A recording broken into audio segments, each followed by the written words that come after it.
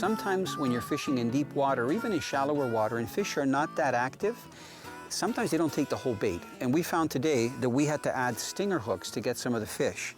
So on some of the lures that I was using, like the 4.5-inch Trigger X, these are the ones here that are the minnow with the split tail action. You can see that the jig head is pretty short.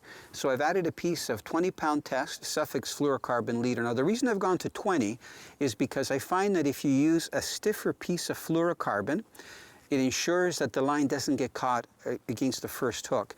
And what I've done, instead of just putting the hook from one side through to the other side, I've actually put the hook through so that it faces up and then pushed it back in so that it can't pivot around. And that way you should get a really good hook up on the top of the fish if it's going to hit short.